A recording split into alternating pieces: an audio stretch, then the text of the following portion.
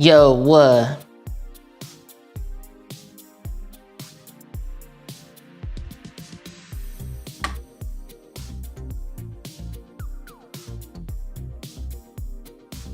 Okay. Each other during the live stream. Okay. Live chat shows. Okay. We want live chat. Okay. Okay. Okay. Okay. Hello, Dark. Hello, Corsair. Hello, Owen. Hello, Mr. Oddity. Okay. Okay. Live chat on. Let that off.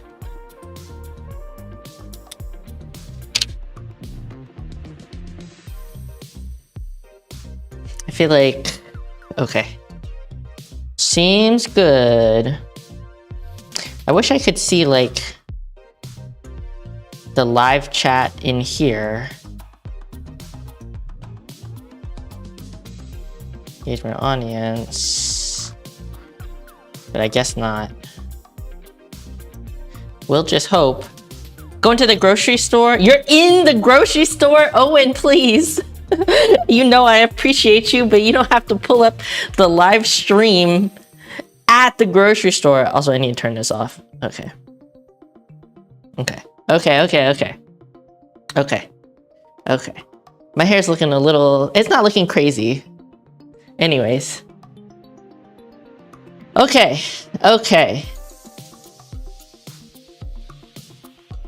We live. What's up, Mr. Taint? We are live. We're live today.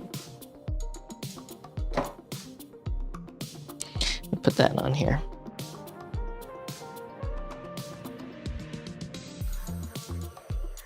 I'm just saying. Yeah, but the thing about YouTube, right? While your support on the live streams as they're live is always appreciated. I love hanging out and chatting with y'all in the moment, but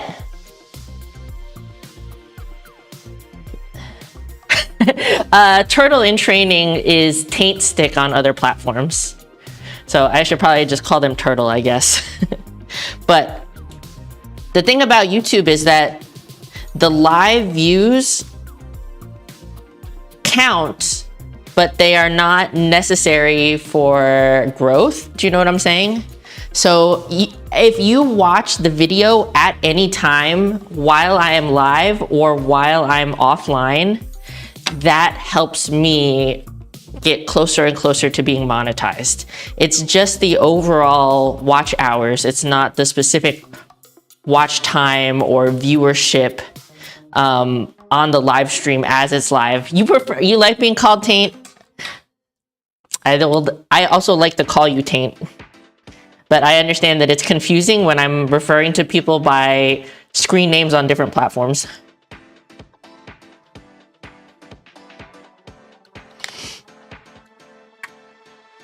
So, anyways. Oh, also, I don't have, my drink is purple now. I don't have the lime green drink anymore. I ran out, and this one was cheaper. Hey there, Mopar, good to see you. I'm feeling good, actually. I'm feeling good, but I'm also feeling very sore and fatigued because I've been lifting a lot heavier lately. But I'm glad to see you here in chat because you asked about a leg day workout, and I'm gonna do that for you today. You love the outfit, thank you. I wore shorts because I figured it would be easier to see my legs if I wasn't wearing leggings. I feel like the music is very loud right now. I might turn it down just a tiny bit. Thank you, Mr. Cool Runnings. I appreciate you. Okay, I'm going to do my intro. Also, I would say Mr. Cool Runnings is also somebody that inspired me to do the intros because I was totally not doing them, but he does them for every stream. What's up, Zezel? Okay, here we go with the intro. Chatters, viewers, subscribers, and new friends, welcome to another live stream here on YouTube. It's your girl, Terrible Hime, checking in from my home gym. Today, I'm going to give you the building blocks for a simple but effective leg workout that you can do at home with minimal equipment. And aside from that, we're gonna be hanging out and chatting as usual. If you are new here, hi, my name is Chris. I am a self-proclaimed bodybuilder, although not competitive, and an occasional fitness educator. I've been training for about 10 years, lifting weights and, powerlifting and bodybuilding and stuff like that. And I was also a NASM certified personal trainer and nutrition coach until very recently.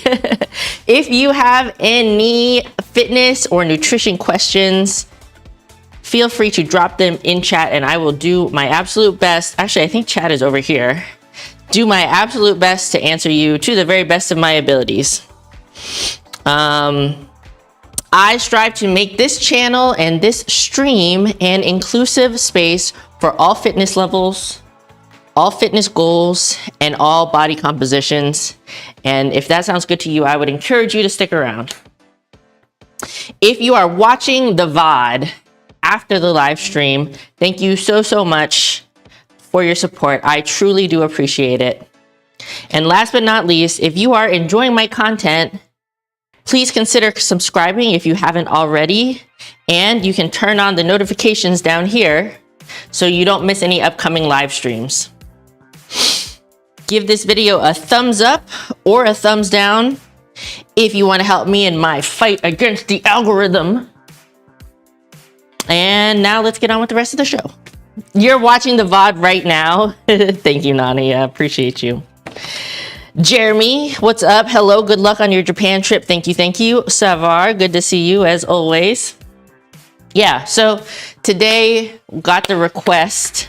Anna, thank you. Reminder to chat, YouTube hates multiple emotes. Yes, only 2 consecutive emotes at a time, please. I don't know why YouTube hates emotes, but they will time you out and there is absolutely nothing I can do about it. I can't figure out how to change it. I can't figure out how to bring you back. Just please, no more than 2 emotes at a time. That's a really good reminder. I'm gonna start adding that in. Happy Tuesday, Tech. I hope you're doing well. I think I probably mentioned this, but I watched you play some Fallout 3 and then I was like, shit, now I want to play Fallout. So I started playing Fallout 4. I played a lot of Fallout 3 and it's a little older. It is a weird emote rule and I don't really understand it. You have a review of your time with the RP app. It's very good at predicting your target reps for sets as long as you keep the exercises consistent. You're on the 5th week, the last week of the current cycle. Ooh, good to know. Really want to work out in the morning? You just watched the Knuckles show. I probably am not going to watch it if I'm honest. I don't really care that much for Sonic. There's the tote. So you're going to skip 3 and start 4. You really want to play Fallout though? Yeah, I would also tell you, like, you might want to look into a couple mods because I got some like aesthetic and performance mods and honestly they've been helping a lot. It's like it's even with the mods, it's hard. It's a little difficult to play sometimes. I've never played 76. I don't plan on playing 76. The Void Boy has spawned. Look at him yawn. You see his little mouth. Want to play Fallout, but there's so many other games you want to play too. It'd be like that. It didn't break any of my mods because mine are very minimal. So mine were perfectly fine. I would also tell you, if you are only playing on one machine, turn off cloud something. I don't know. I don't know the exact name for it, but you don't want it to continually like upload to the cloud. You just want it to be on the one machine. What day are you flying out? I think the 27th.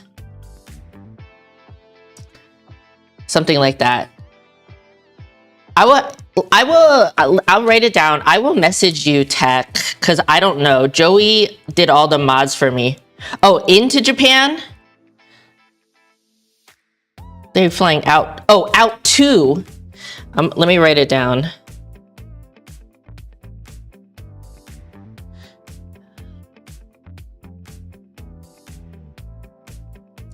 Yeah, but the ones I have are working really well. Well, reasonably well. Yeah, no problem. I'll totally message you. I'll have to ask Joey to tell me which ones he got. There's one mod specifically. So apparently they rendered all the little tiny things in the game, like every little tiny rock and stick. And I got a mod that just gets rid of all that crap.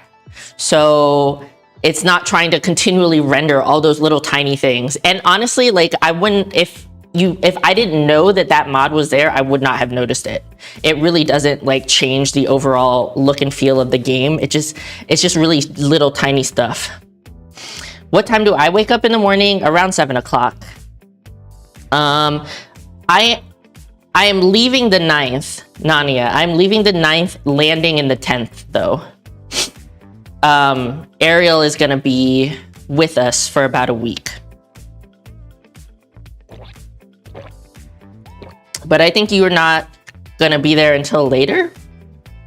Going into the future, bro. What do you mean I mean, I've been there before. I can just tell you. It's, you'll be on the 20th. Gotcha. Yeah.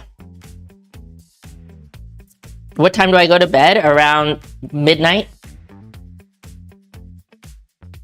In the future? You want to know about the future? I forgot from having short hair, I forgot that one side of my hair flips in and the other flips out. So it kind of looks like I'm always in the wind. I think that's the day that we're also leaving. Anyways.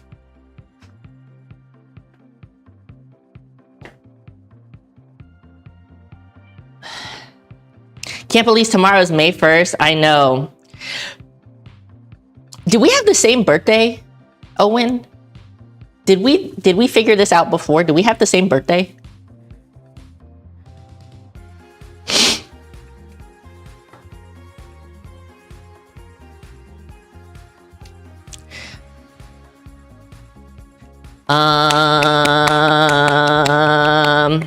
How goes my squat adventure? Oh, May 11th. Oh, May 11th for Nania.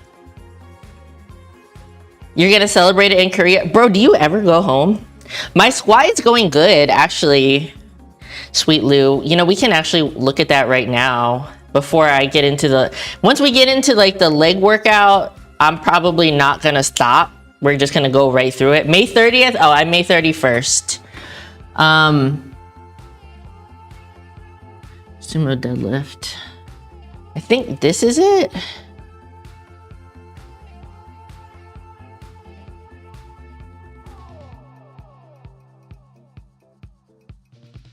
Actually, this is not my most recent one. Been traveling for work every odd week for the past year. Okay, I thought it was mostly for vacation. So this is like 2 squat sessions ago. This is 195 by 3. And then yesterday or the day before, excuse me, the last time I did squats, I did 200 by 3. But they're going really well, actually. I'm surprised. But my body doesn't love it. I mean, realistically, it's causing me a lot of pain. Overall, in general, in quite a bit of pain, but it's fine. I'm only doing, on my leg days, I'm doing 1 set of squats or 1 set of deadlifts, heavy 3 reps, and that's it. Physical, no, emotionally, I'm feeling good about my my lifts. Physically, not feeling great. I'm having I had some knee pain, but I think it's because I accidentally hyperextended my knee, not while I was lifting. And then I'm having like some weird pain in my feet for some reason. Like they just feel like kind of sore. So this is 195 by 3, 88.5 kilograms if you're a kg kind of person. I'm doing as low as I can go, but I'm really trying not to just like bounce right out of the hole. I'm trying to keep it pretty controlled. So yeah, since it felt good, looks good, I went up next week. I'm just doing 3 reps pretty strictly. And I think this goes in like to the rest of my leg day. So after 1 set of squats, I go into leg press as not a drop set. I'm not going straight into it, but I am doing it. And I'm doing the I think on this day, it's a sumo stance. So I have my legs pretty far apart. Yeah, it felt a lot harder than it looked. What's up, Hotep? Welcome back. Wish you could get that low. I mean, for me, it's like before I started lifting weights, I was doing a lot of like flexibility stuff. I kind of am naturally more on the flexible side, but you know, when I was a kid, I did a little bit of gymnastics, I did martial arts and stuff like that. It is something that you can train over time, but it's like something that you actually do have to work on. Personally, I like to just like train my squats lower if I can. Do you know what I'm saying? So like I train with the bar so that I'm working the position, but I just force myself to go lower. Do you find almost all lifts feel 1000% worse than how they look? And I don't know if it's because I was mindful of how every little thing moves or because it's bad. Yeah, I don't know. I also feel like that. Oh, these are Bulgarian split squats. I personally like to do them in the rack with the bar. Squats are the same way. It doesn't seem like you're putting in effort. It doesn't seem like you're putting in effort that you're feeling. What does that mean? Because I definitely felt like I was putting in a lot of effort, but the video looks faster than how it felt when I was doing it, if that makes sense. So is that what you're saying? Probably feels like a RPE 10, but it looks like a RPE 7. Yeah, I would say it didn't feel like a RPE 10. It maybe felt like a 9. I probably could have done one more rep, but I probably would have struggled to do 2 more reps. This is from the other side. Yeah, okay, that's what you mean. It feels the same for you. I am leaning down a little too far forward because I'm trying to do this for quads. So I should really try to get my torso more upright to put more pressure, more bias on my quad instead of my glute. But it'd be like that. We can't be perfect all the time, you know what I'm saying? But I don't like Bulgarian split squats, but they are really good. I especially like the stretch in the back leg. I really like that stretch in the back leg, feels good. But yeah, since it was like a RPE 9, that's why I went up the next time. You've been using walking lunges so much recently. I honestly wish I had a little bit more space to do walking lunges, but I feel like I could only get maybe like 4 to 6 lunges, so I'm not really sure that it's worth it with having to like stop and like turn around and stuff like that. But it is a really good exercise. Some of you prefer to elevate the front foot instead. Don't step on my keyboard, bro. Yeah, if I'm doing, so for me, it's like a different exercise, right? So a split squat and a lunge is a little bit different for me. I'm not sure if other people feel the same way, because specifically the way you have your back foot up on the thing really stretches out the quad.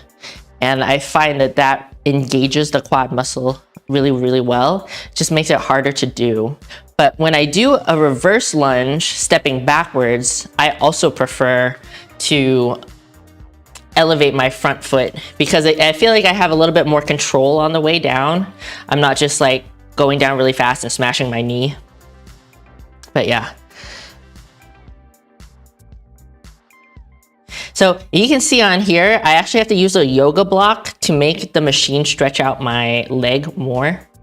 But using this hack for me has been like really good lately. Otherwise, I feel like I'm only going from like 90 to full extension, but I would like to go farther than 90.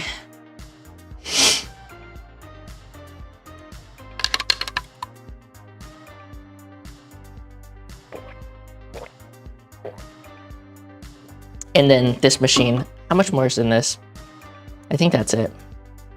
Just that machine. You might need to try that at the gym because the leg curl extension machine are straight up ass.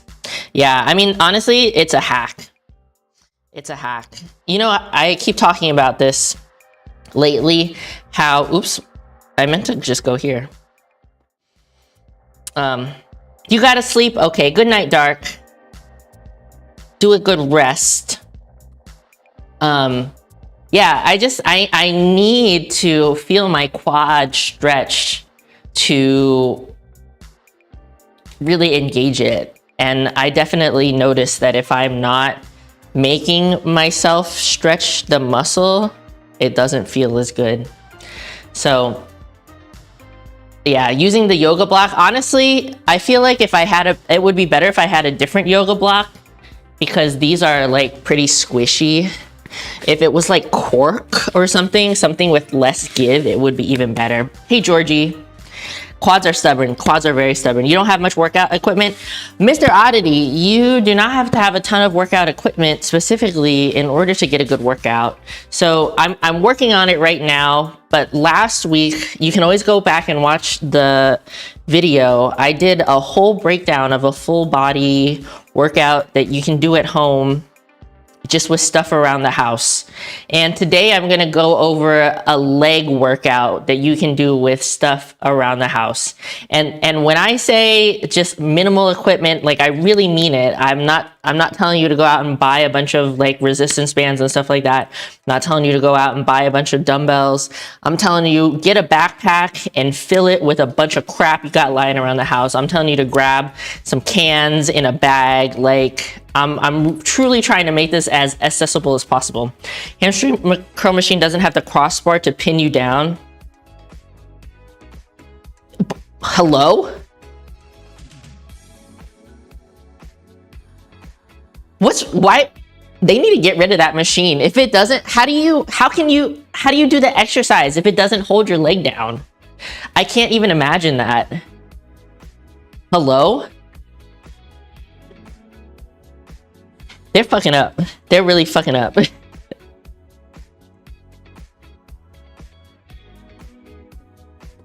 In fact, I brought my backpack down here so that I can take you through the workout for really reals. Interesting outfit of the day. Thank you. Gotta grab the handles and force your body in the seat. You gotta pull down on the seat as hard as possible. Bro, that's so much extra energy spent doing that stuff. Yeah, thank you, Georgie. So today I'm gonna go over a full lower body workout that you can do at home. And I figured I should probably wear shorts so you can see my legs a little better. I don't actually like these shorts that much anymore, but I'm feeling very bloated right now. Keeping it 100%, I'm feeling very bloated. And I didn't really like the way I looked in some of my other shorts. So that's why we went with these. But they're also brightly colored, so that helps. Doing that because the seat is angled, you're almost laying back, which doesn't stretch the hammies as much. Yes, it's a big difference when you like lean forward on the machine and you like, your leg is like that. It's a huge difference. Probably another reason why I think my hamstrings are much more developed than my quads.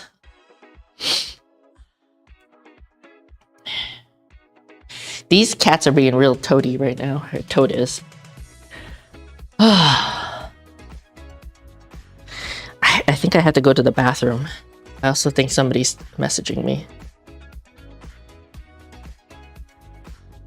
Also, I think I have a pimple on the back of my neck. I just popped it. Anyways. Okay. Any other random comments, questions, or concerns before I kind of jump into this leg workout situation? Also, I had to pee, so maybe I'll go pee while people come up with comments, questions, or concerns. I'll BRB 1 sec, real fast. I'm gonna blast.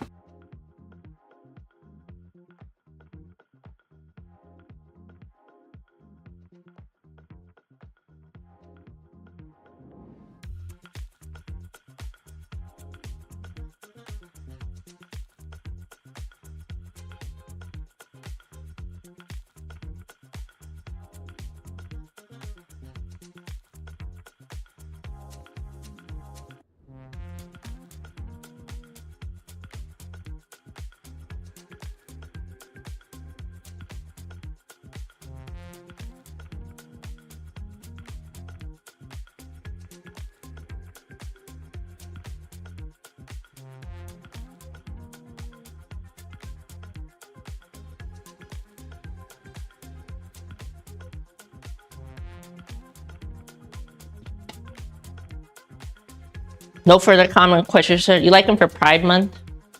I feel like they're not specifically Pride-y. They're at least not my specific Pride flag, but they are pretty rainbow. I have some other more rainbow-y things.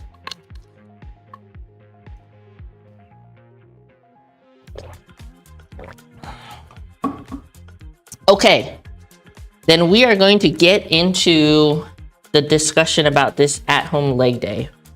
Okay, first off, I want to say that in case I edit this video later, I want to say first off, if you look in the description on this video, I have the workout template already written down for you. What I'm suggesting in terms of what exercises, what muscle groups to exercise, and also the sets and reps. And I'm gonna go over, before we get started, I'm gonna go over some caveats, okay? Some caveats that you need to keep in mind when you're thinking about doing this workout, okay? First of all, calves. Actually, I have some like actually good calf exercises that I think are pretty okay for like at-home stuff. First off, I want to tell you, this is a lower body day, but you should not be neglecting your upper body, okay? Ladies, gentlemen, theys, thems, everybody, do not neglect your upper body. Just because it's a leg day, don't only do leg day. You want to have a balanced physique. Maybe you prefer to have the look of a larger, more muscular lower body, but that doesn't mean you can't work your arms, your back, your biceps, your triceps, your chest. It all comes together, okay? Another thing, do not do this workout consecutively, okay? Have at least one rest day between the same workout. You have to let your body recover. You can't just blast, blast, blast, blast, blast. You have to give yourself time to recover and rest, okay? So have at least one rest day in between this one workout and the next workout. If you're doing the same workout, you know, if you're going like upper, lower, like that's fine. This workout is specifically geared towards muscle building and building strength. This workout is not meant to burn a lot of calories. It's not geared towards fat loss. And in the same vein, you cannot spot reduce fat loss. Just because you are exercising your legs doesn't mean that you are going to lose body fat in your legs. In order to lose body fat, you have to be in an overall calorie deficit, and you will lose body fat overall off your whole body, and you don't get to choose where that body fat leaves, okay? So, you know, if people want suggestions on how to work out to be in a calorie deficit, or how to eat to facilitate a calorie deficit, I'm happy to talk about that at a separate time. Somebody's doing something weird. But that is not what this workout program is meant for. This workout program is specifically for building muscle. Yeah. When's the next try-on haul? I have no plans to do a try-on haul, unfortunately. I just don't spend a lot of money on clothing.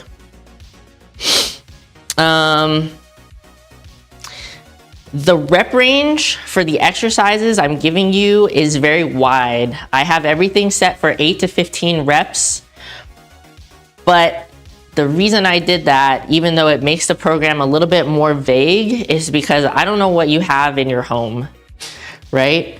But if you're doing an exercise and you're getting 15 reps relatively easily, you have to figure out a way to put more strain on your muscles, either with more weight, more time under tension, or more weight or more time under tension, or doing an exercise that's harder.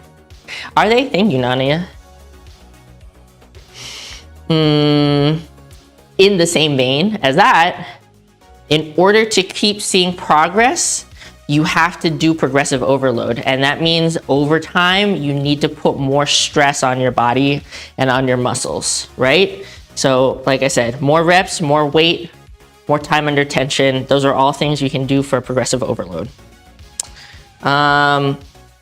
Really, really, really good strict form is imperative, right? Not just for building muscle, but also to prevent injury.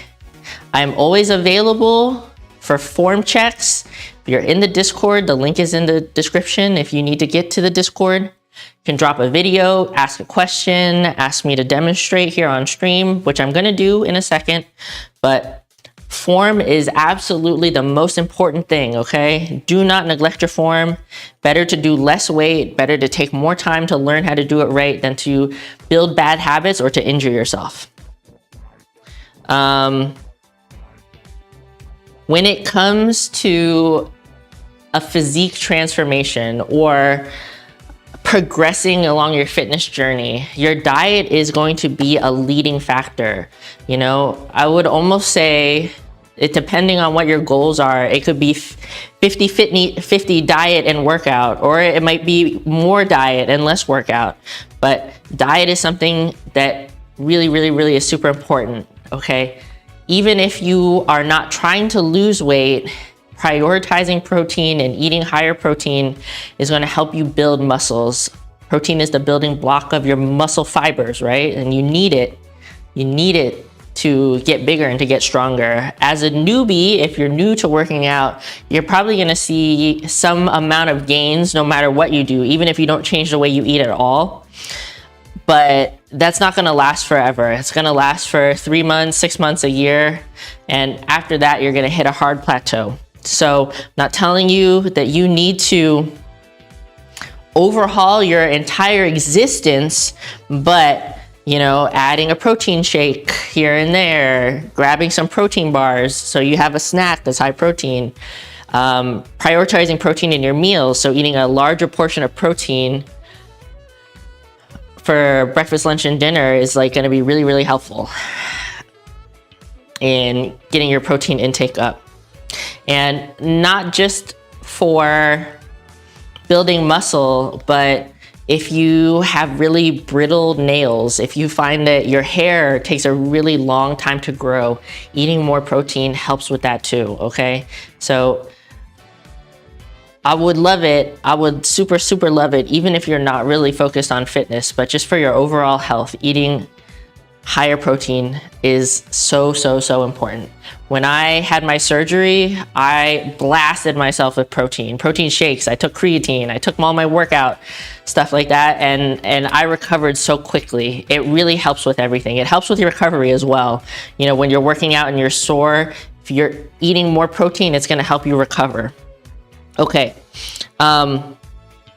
track your progress in some way. I really, really, really suggest having a place where you write down what you're doing and how many reps you're doing, how much weight you're doing, what your workout is, because consistency is key, right? And you need to be doing probably the same workout for at least a month before you see any real noticeable gains. And knowing what you're doing and being able to do more is gonna be that progressive overload you need to keep seeing progress. And one last thing, you know, I mentioned that this workout is geared towards muscle building. If you are doing the exercises and the thing that you are putting the most strain on is your cardiovascular system, you're doing it wrong. You need to be fatiguing your muscles. You know, it's all well and good if we get a little bit of cardio in at the same time, but that is not the priority for this workout. What's up, Laser Lord? So,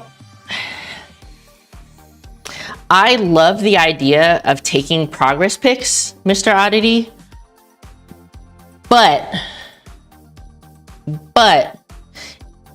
a progress pic doesn't tell you how to progress your workouts, if that makes sense. So you might be like, you might see a difference in your body, but it's not telling you how to keep seeing a difference in your body, right? So that's why I really recommend, you know, recording somewhere. You know, I use a spreadsheet for my workouts, but you can write it down on a journal, in a notebook, on your phone. You can use an app. There's a lot of different ways that you can track it.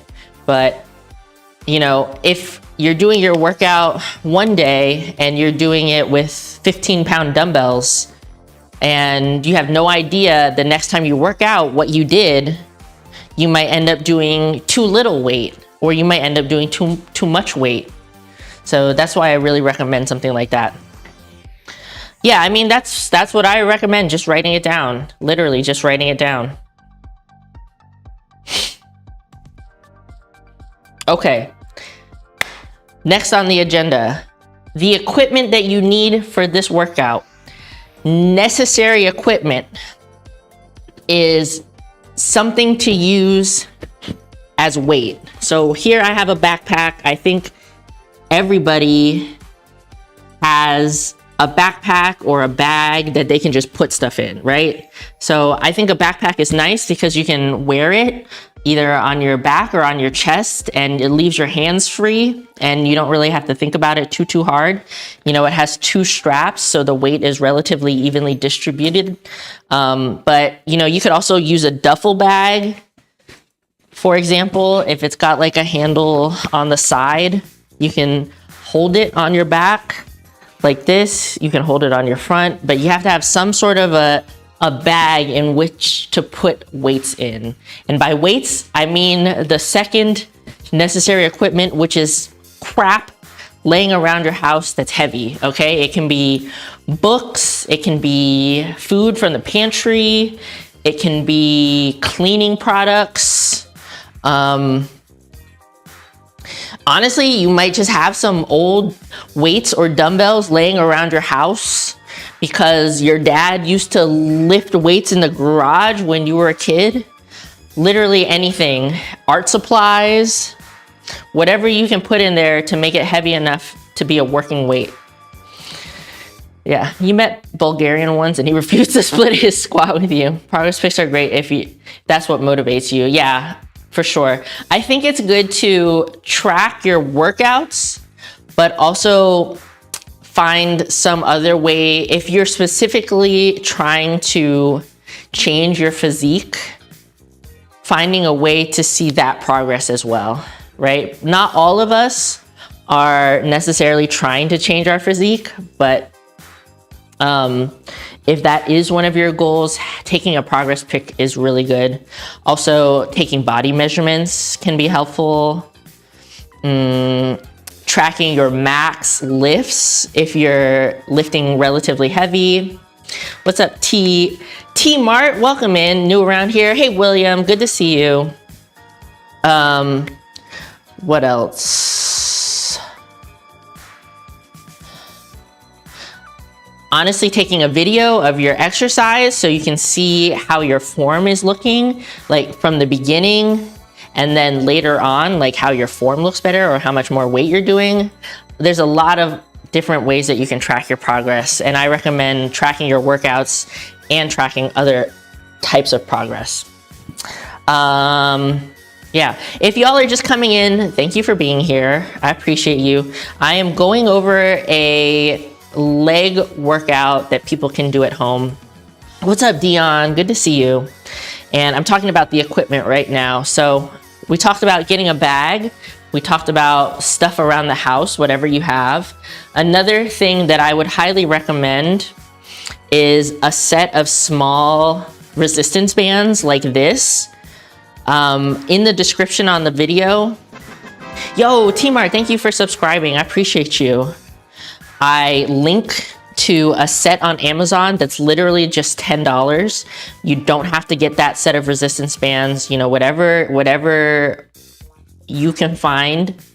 But this is something I would highly recommend. It's really cheap, really, I would say relatively accessible to most people, and it will really help with some of these exercises.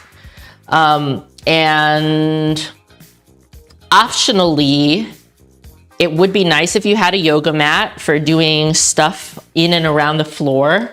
And it would also be nice if you had some kind of sturdy bench or chair or couch or even like your bed if it's relatively firm and probably not too high off the floor. I'm thinking about specifically for some of your glute exercises. You can use the bed or use one of those things. So yeah, most of these things I think people will have at home, except for maybe a set of resistance bands. But like I said, you can get a set of like 4 or 5 resistance bands for like $10 to $20. You could also get something on the more heavy duty size like this, but this is difficult even for me, so I wouldn't necessarily recommend a beginner get something like this. This one's made of like elastic. It is nice, it's heavy duty, but it's probably too much for somebody new to the gym.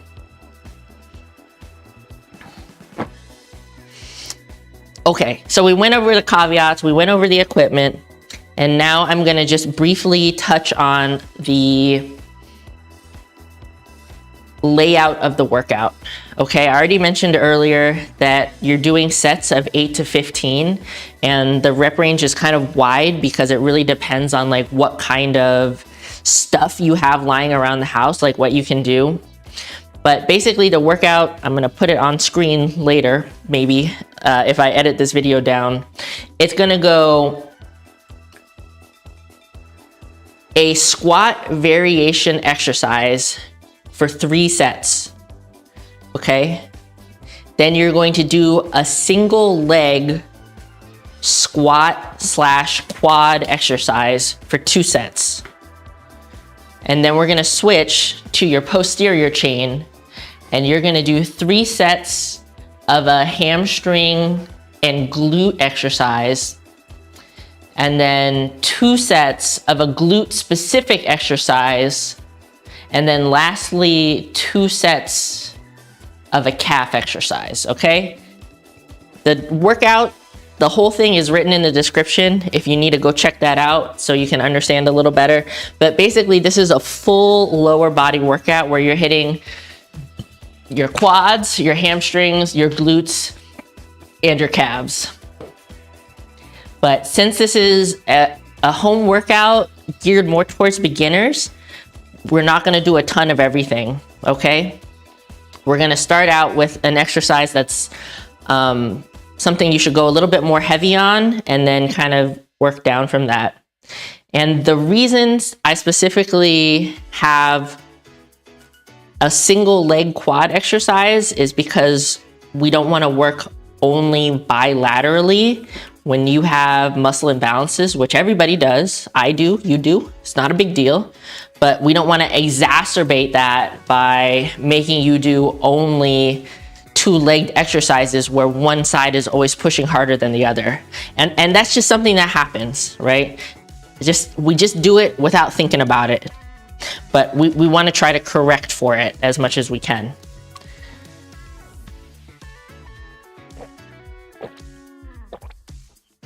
But I also think that if you are watching the video and you don't necessarily want to work out at home, what's up, Ryan? Welcome in. You could take this template and go to a gym and do it as well. It's very basic. It's basic and it's effective. I don't want anybody doing anything wacky. We're just gonna do really like foundational movements, I would say. Really foundational, really just stuff that we should be doing in everyday life that we're just going to think about a little harder and do weighted, okay? Any comments, questions, or concerns so far? Next up, I'm going to start demonstrating the exercises and talking about the exercises. Okay. What's up, Acro?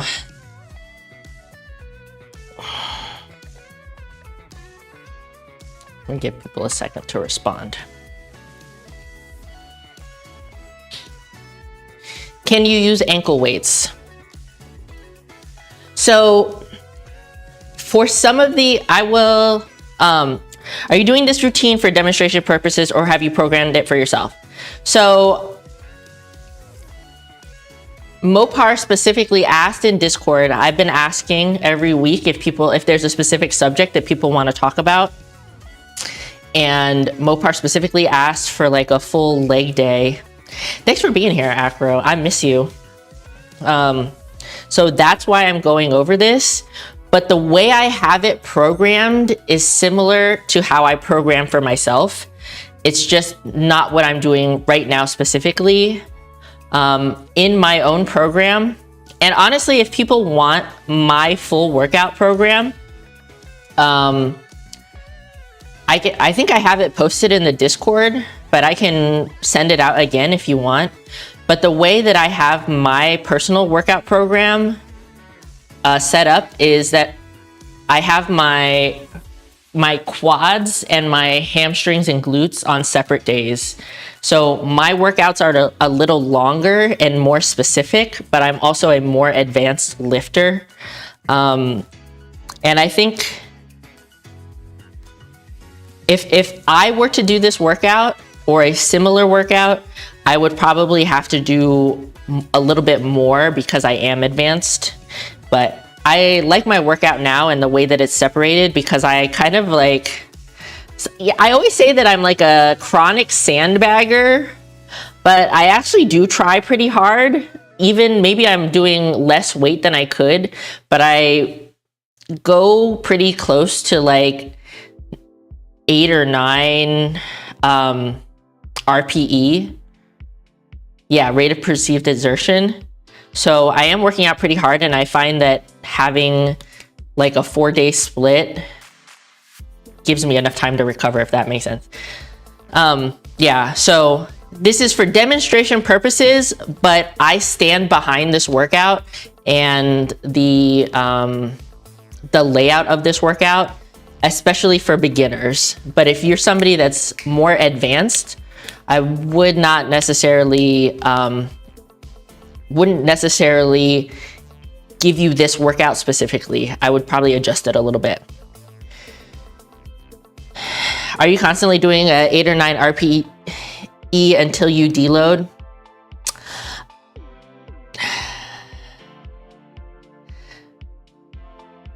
Yes. Short answer is yes, but that's not really how I think about it, I guess. I used to program in my deloads specifically, but I don't really anymore. But also I'm going to be in Japan for like 2 or 3 weeks, so it's kind of an unplanned deload. But yeah, that's kind of the way that I operate, and it's kind of the way I've always operated. But I will also say right now, when I recently started doing more heavier movements, my compound movement set, like when I'm doing a squat or a deadlift or bench, is probably very close, or yeah, it's probably closer to 9 or 10 RPE. Specifically on bench, you guys know bench is the only thing that I care about, and I'll push myself until I start to black out on bench, but not as much on squat and deadlift. But yeah, call it suboptimal progressor, just slow and steady mid-effort progression. Yeah, that's how I feel, but I think that I actually do put in a little more effort than that. I don't like blast myself, but I do think I have a pretty high exertion level. But yeah. I don't know. I hope that makes sense, Nania. I think that if you're somebody that has, like Taint was talking about earlier, how he's using the Renaissance periodization app. And I think that if I honestly am constantly tempted to try it out, because I know that reps in reserve and RPE and programming around that is something that I really struggle with. It's what you do when you can, yeah. Maybe if you were rich. Well, if it was me, I would write it off, honestly. I would probably get the full year and just write it off as an expense. But I want to say that I think it would be worth it. But I like doing my own program. I definitely don't think that I'm smarter or a better programmer than Dr. Mike, but yeah, I like doing my own program for my specific goals and for like the specific way that I like to train. Yeah, you tried Dr. Mike's app, but you didn't use it for long. Gotcha. Yeah. Just from like what I've seen, it looks pretty good. Also, I like Renaissance periodization in general.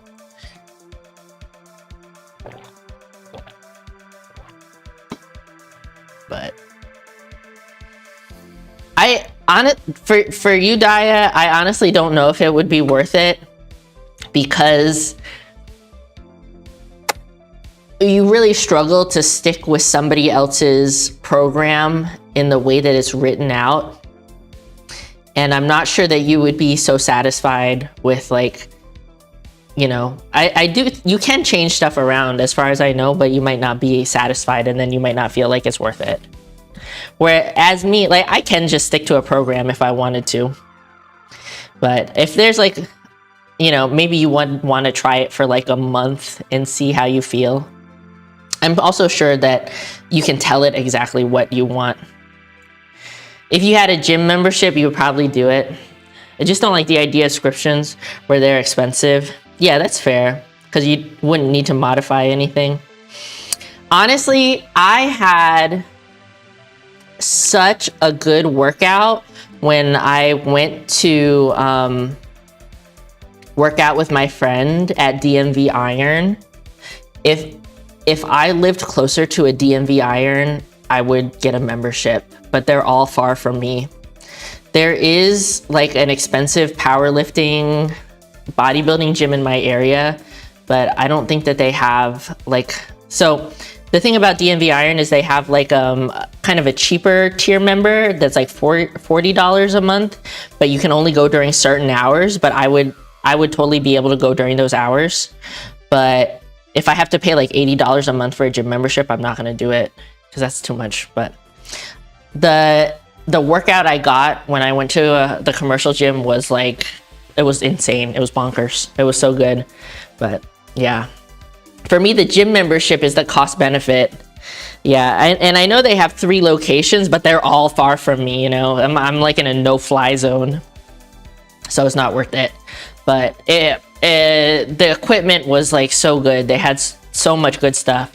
And my friend was telling me that that's not even the best location. But anyways, but I think also for you, Nania, the way that you travel so much, paying for the RP app is probably not worth it, because you're constantly going to have to be changing stuff up, or there might be situations where you're not even able to work out. Because I mean, yeah, sometimes it's just really hard to get into a gym when you're traveling all the time.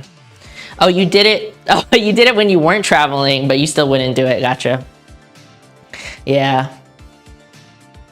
Yeah. Anyways, that's something I think about, but I like my current program. I think that if I hit another period of like low motivation, or I just don't feel good about working out and stuff like that, I might try that out. But when I started adding in my squat, deadlift, and bench back in, I'm feeling a lot better, and I'm feeling less burnout, I guess. You think you won't be traveling as much now because you're working on a different project? That would be good. The traveling is rough for sure. It really messes up my schedule. But yeah, so I would also say, like, talking about how I wasn't really feeling good about working out, I think there was like a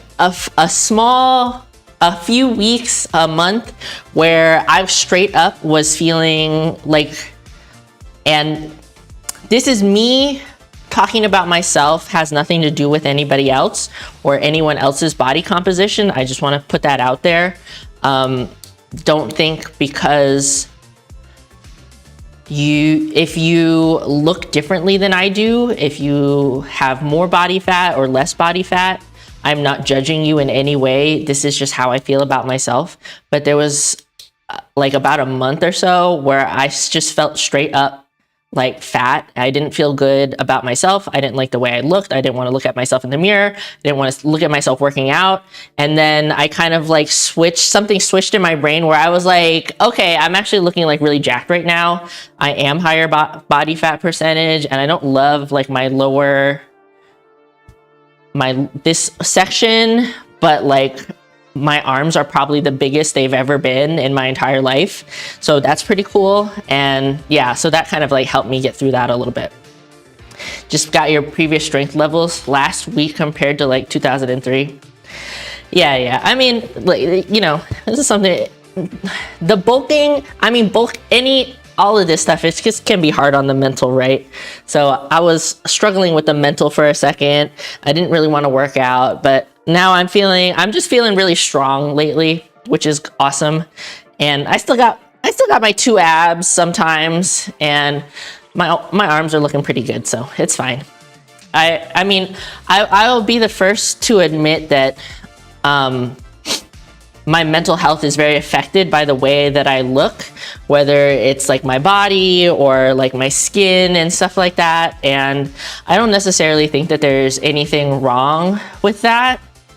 A lot of times it just takes me a while to like mentally work through it. Do you know what I'm saying? So like, from that time when I wasn't feeling so good to like right now, there probably hasn't been much difference in my body composition. In fact, I probably gained more weight since then, but it just took, oh, I think that's in the song. I thought I heard sirens. It just took me a little bit to like flip that switch in my brain to like see myself in a different way. You know what I'm saying? So yeah. So anyways, I'm feeling a lot better, and the workouts have been good. So that's also good. You heard that when you are leaner, you're more weak. Yeah. Yes. Yes and no. So, I can't tell you the science behind it. I'm not a science kind of guy, but it could be that you are in total not as strong as you were as when you were heavier, because mass moves mass, but you might be stronger compared to your body weight. So if you weigh 150 pounds and you can bench press 150 pounds for 1 rep, that's pretty cool, right? If you are 200 pounds, but you're not bench pressing 200 pounds, but you're bench pressing more than 150, you're obviously stronger, but the strength to weight is not as good. Yeah, like your Wilks went up. But if you don't know what Wilks is, it's a formula for, I can't even explain it. Something that's used for powerlifting.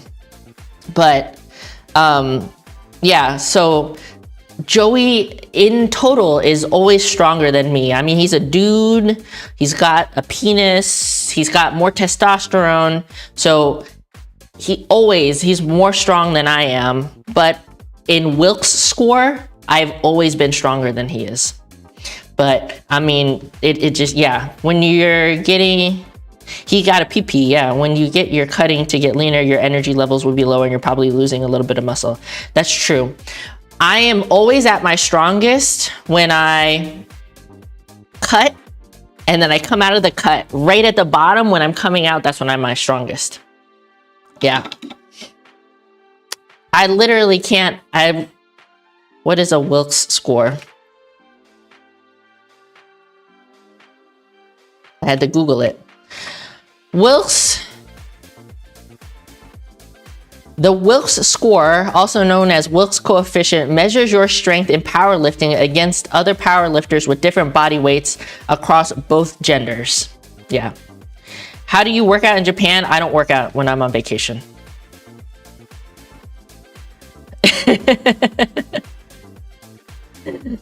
That's a number that's normalized for weight and gender. Although I have heard that they have one that's a little bit better. That's makes a little bit more sense. Nania, I know of a gym that's easy for you to go to, or it's easier for foreigners. I can send you the information if you want.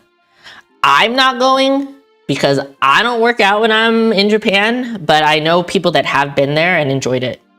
You are keen. Okay. And as far as I know, okay, the thing is, it's like $30, I think, 30, 35, 100 yen to get in for like a day pass. But I think that they have English speakers there, and you head out see Mr. Oddity. I will also tell you, I have friends that go there. If you take them like protein snacks, they will love you. Like if you have something in your country for that they can't get in Japan, like Quest bars or like snacks like Doritos and stuff like that, they'll love you. Like feel free to bribe them. But I'll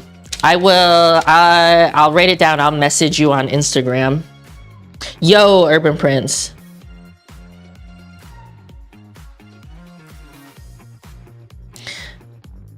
I think it's about 30 minutes away from Akihabara, as far as I know. I don't remember exactly.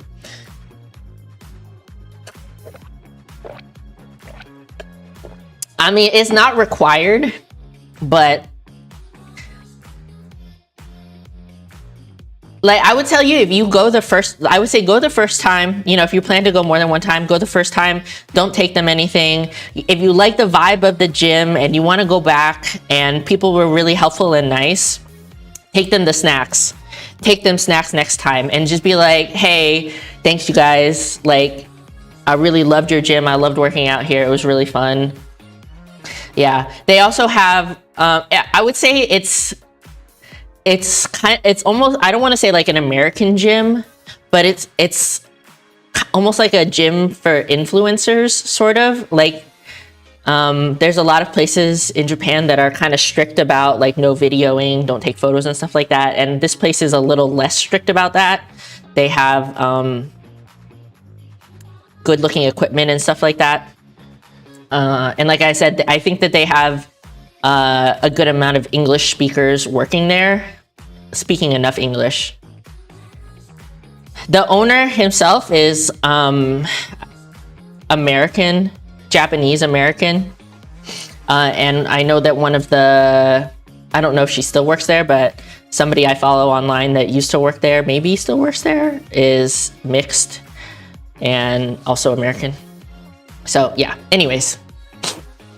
Anything else before I start getting into the exercises for the at-home leg workout?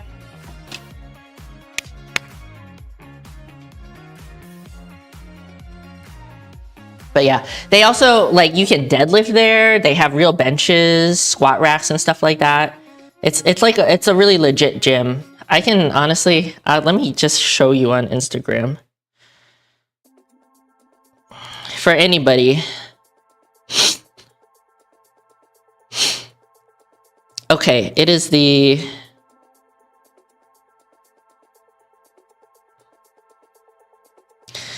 I can't remember exactly where it's in. It's the Kanakin Fitness Gym. This is their Instagram. Looks like they're open every day of the week too. Oh, they're closed on Mondays. So Kanakin Fitness Gym, yeah. And it's run by this guy. Shun Kaneko. That's the owner. He's a IFBB pro. I got a booger in my nose, I can feel it. Yeah, bruh. So my friends, my IRL friends that I've known for years, they go to that gym whenever they do want to work out.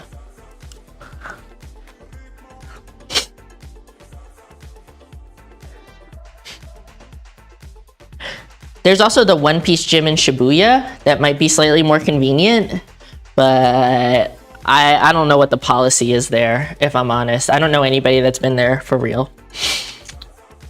Got a hotel with a good gym in Korea, but Japan, it was tough. Yeah, for sure. No, it's gonna be hard to find one.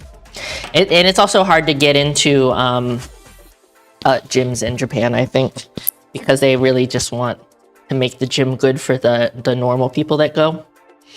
You have to join the crew to go to the One Piece gym? Really? I'm pretty sure that you can walk in and it's probably like 3,000 yen or less a day. But yeah, I don't know the procedure, but I think the Kanekin gym is pretty easy for foreigners, which is something that's very important to me as a foreigner that doesn't speak Japanese. When I go to Japan, you know, there's always I would like to have a relatively authentic experience, but I am realistic in knowing that that's not going to be available to me in all cases. And at some point I want to make stuff as convenient as possible. So like if I can go to a ramen shop that has an English vending machine that I can easily use, that takes priority over a place with absolutely no English menu. And you know, for me as somebody living in America, the ramen is going to be really, really good either way. Anyways, so I'm going to get into this workout stuff.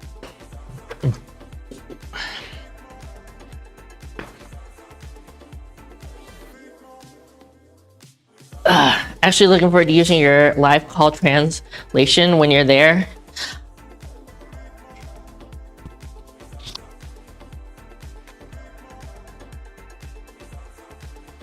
I'm gonna be real with you. I don't think it's necessary, and I don't think it's gonna be that helpful. Because in most cases, you don't need to have a translator. You don't need to have a full-on conversation with most people. You know, I've been 5 or so times, and all I need is Google Lens. There was one time we went to a restaurant where the waitress was using it, and using something that was like translating for her back and forth, and it honestly was not necessary because they had English menus, and we literally could have just, like, she felt like she had to explain everything to us, which was just frankly not necessary. Like, we saw the menu, it had pictures, it had English, and we could just point at everything, and I totally appreciated her trying, but there was literally no need. And maybe it's different for other people. I'm very like, Joey and I were very just like go with the flow. And we do our best to not make things difficult for other people, I would say. And yeah, there's just very few instances where you're going to need to have a full-on conversation with somebody that speaks absolutely no English. There's not that many people that are fluent in English in Japan. I would say, like, I would never expect somebody to be fluent in English, but they know that there's a lot of tourists around, and it's just like not really necessary. It's like you go to a restaurant and you're like 2 people, like you just like they ask you like how many, and you say 2, and they tell you to wait in line, and you wait, and then when they're ready for you, that's it. You just go and you get a menu and you translate it, or you use the vending machine. It's very simple. It's just, yeah. The only time I even remember having an issue the last time I went to Japan is I went to a restaurant by myself, and I didn't quite understand the way the ordering system worked. And I did it in the wrong order, but I still made it through. It was like fine. It was like I ordered on the machine and I was supposed to wait for my food and then at the end pay, but I ordered on the machine and then I went to pay, and I didn't know that I had to go pick up my own food, but the lady there helped me and it wasn't really that big a deal.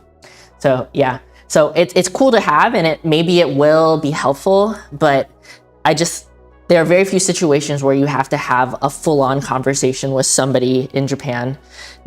The only thing that I can really think of is if you are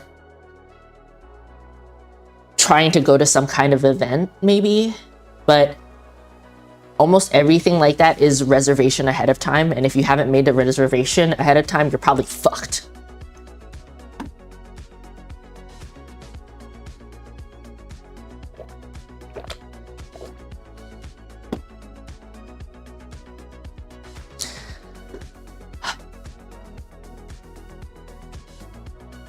Honestly, if I go into a restaurant and there's absolutely no English anywhere and they only have menus in Japanese on the wall, I just don't go in. If that's what it looks like, I just don't go in. I'll find somewhere else to go.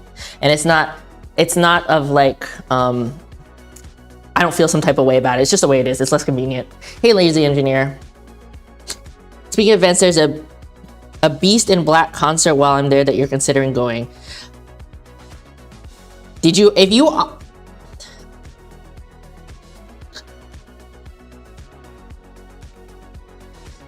I think that if you don't already have tickets for it, I don't think you're gonna go. I don't know the specifics of the event, but most things are like ticketed well in advance, and it's like a lottery almost. Still available. If you're gonna go, get the tickets, bro. Don't just show up. Okay, I'm gonna get into these workouts. So once again, the workout template is in the description. Please reference it if you need to. I'm gonna start with the quad exercises, the quad specific exercises, and I'm gonna work from easiest to most difficult. In the template, I recommend that you do one squat variation, and I'm gonna give you kind of a couple different ways that you can do it, okay? So if you have your backpack or whatever and you have it filled up with stuff, just a really basic squat with your body weight or with the thing on your back, right? You arrived just in time, hell yeah. I did go over some like equipment needs and caveats and stuff like that, lazy engineer, but it's all basically the same stuff I said last week. So when you're doing squats, we really want to engage the core, keep your torso nice and tall, and focus on bending at the knees and less bending at the hip. The biggest mistake I see when people are doing bodyweight squats is they're bending over like this and they're not getting a lot of knee flexion, knee flexion. They're mostly bending at the hip, which can help engage your glutes, but that is not the focus of the exercise right now, right? So stand up nice and tall, find a position that feels comfortable for your feet. You can kind of start with shoulder width apart and go from there. You might need to go a little bit wider or maybe a little more narrow feels better to you. Your feet do not have to face straight forward. They can be angled out slightly, but I would caution you against angling them in. And when you're squatting, you want your knee to track exactly over the direction that your foot is going. It should go directly over the top of your foot. So if you have to force your knees out to do that, you need to do that. Don't let them cave in, even if that feels more comfortable for you. You want your foot to stay flat on the floor, okay? You don't want them to go in or out like this, and you also don't want to come up off your heel or off your toe and flat on the floor. If you're working out at home, I recommend that you do this workout barefoot, okay? When you come down, you can hold on to the straps of your backpack or just have your hands out in front of you. Like I said, core tight, like somebody's gonna punch you, and then sit down, right? Really focus on bending at the knee and forcing your knees over your toes, right? In the direction of your toes. I would love it if you can get down to where your thigh is parallel to the floor or your knee is bent at a 90-degree angle. So that might not necessarily look parallel because your knees are gonna have to go forward a little bit to keep you balanced. So here we go again. I'm just gonna do a couple to show you. Core tight and coming down. And back up. You can see that my feet are flat on the floor. You don't want them to come up. You wanna be stable. And although there is a little bit of bend at the hip, I'm not leaning way, way forward. I'm just only leaning enough to keep my balance. Up and down. from the front. I have my feet a little bit wider than shoulder width. My feet are slightly pointed out, forcing my knees out as I come down so they track over my foot. Usually I like to take a breath at the top, brace my core, come down, and slowly let it out on the way up.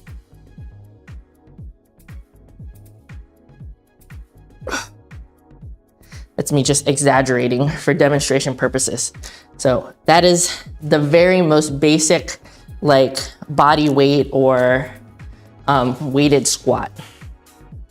Another way that you can do it is holding the weight in front of you. Sad boy, good to see you. And you can do that with a backpack, but I'm just gonna like pick something up because I don't wanna take the backpack off. But when you do that, when you have the weight in front of you, it's gonna force you to kind of sit up a little straighter to keep your balance. And it actually is probably gonna activate your quads a little bit better. But it's like the same thing.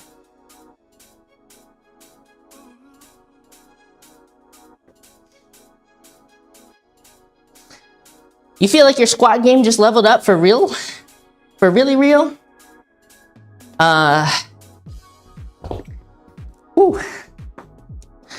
And as I mentioned before, this is meant for building muscle. This workout template is meant for building muscle, not meant for cardio. So if you're doing your set with something or without something and feel your cardiovascular system working more than the actual muscles itself, you need to do more weight, right?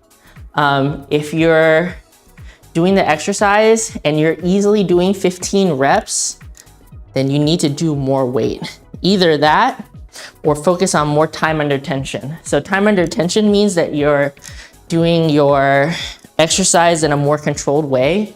You might think about timing it. So you go 1, 2, 3, pause, 1, 2, 3.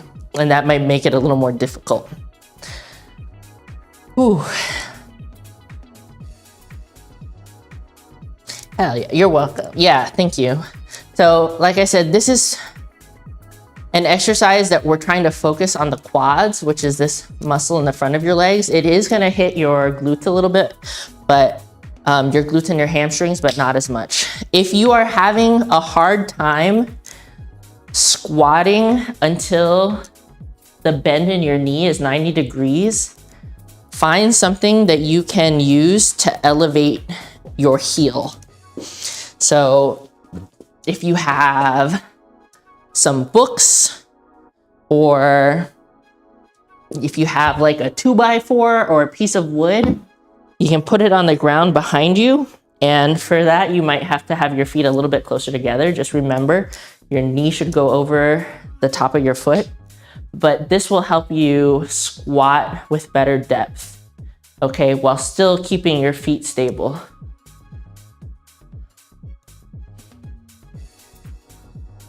Okay, so this would be your main squatting exercise.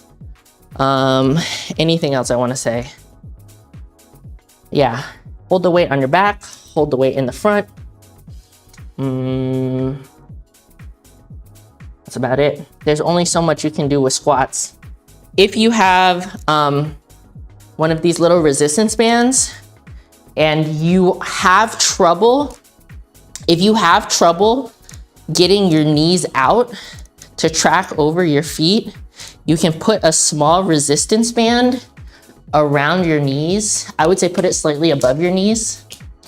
And this will help remind you to do it. Having this little bit of pull will help remind you to do that, right? Because you don't want your knees to go like this, because that's gonna make your feet turn in. So you might wanna put just this little resistance band here and help remind you to do that. Another way to make the exercise more difficult is to put a heavier resistance band around your knees, and it's really gonna force you to force your knees out. So that's another way. if you had, it's stuck on my foot. If you had a different sort of resistance band, like the tube resistance band, you can put them under your foot and squat with it like that. Like the resistance band is held down by your feet and you're going up and down, but we're not trying to make it too complicated. Okay, so that would be your main movement. Squats, body weight or with weight, however you feel the most comfortable. And then the next few exercises are gonna be single leg variations of squats, which are basically like lunges and stuff like that. And I'm gonna go from easiest to hardest. So you can use the weight on your back, or you can grab like a bag, or even use the same bag and hold it at your side, or have something in each hand. I'm just gonna keep this on my back, but you adjust for the equipment you have. The first one I'm gonna show you is a stationary split squat, where basically you're gonna step out, and when you do your squat, your feet aren't gonna move from here. You're just gonna squat down like this. I think I need to step back a little more. So when you do this exercise, at the bottom, you want the angle of your knee here and here to be 90 degrees, and you want to keep your torso as upright as possible. Your back heel is going to come up off the floor, but your front foot should stay flat. You're going to feel it in both of your legs. You actually might feel it a little bit more in your back leg. You want to be really careful with this and keep it very controlled. Don't smash your knee on the floor. I would love it if you touched it and then popped right back up. You also might want to grab a yoga mat and put it on the floor underneath you, especially if you're barefoot. It might be a little bit more grippy, but you're just gonna go all the way down, all the way back up until your legs are fully extended. If you need to get something to help with your balance, please just grab something, a broom or a stick, and just try not to put a lot of pressure on it. Just use it to have something to balance with. So you step out and just come down. Your feet are gonna be relatively close together. You see when I'm doing it from the front, stepping back here, like that. Keep it slow and controlled, especially on the way down. If you're only holding a weight in one hand, hold it on the side where your leg is out in front. Okay? And as always, keep your core engaged. Keep it tight. You can use the same breathing pattern where you're kind of taking a short breath in. You start the movement and let it go on the way up.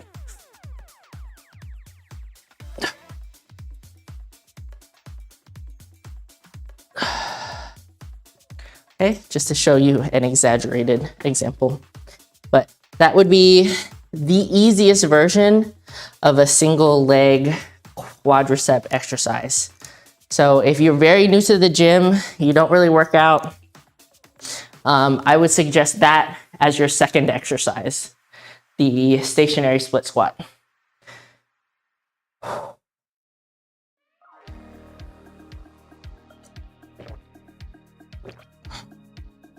Yeah, I really like that exercise actually.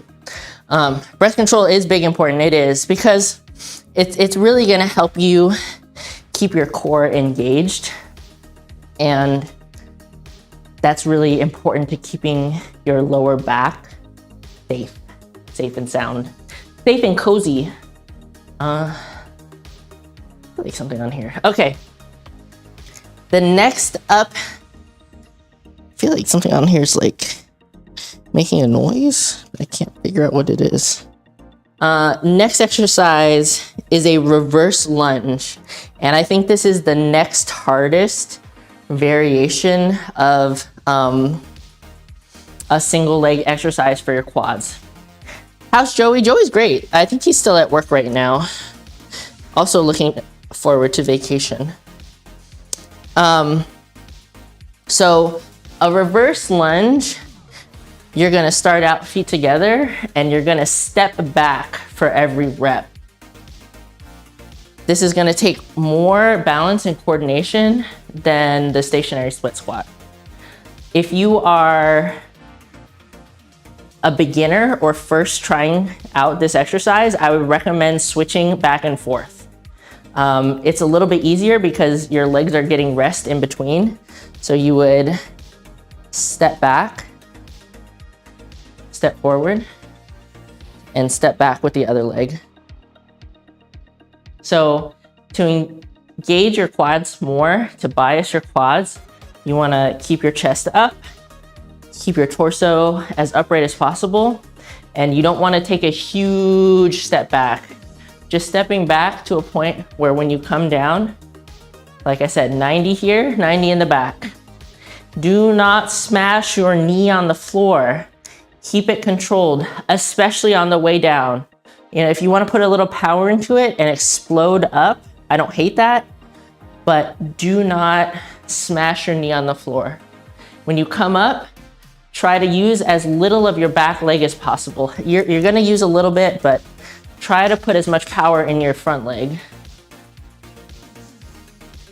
Down and up. Down and up. Just tap your knee on the floor, okay? Just tap it. Do not rest when you get down there. What else would I say? Yeah, to make it more difficult, you can do all the reps on one side at a time. But if you're gonna do that, I would tell you to take a little bit of break in between. So you might go like, do this 1, 2, 3, 4, 8 times.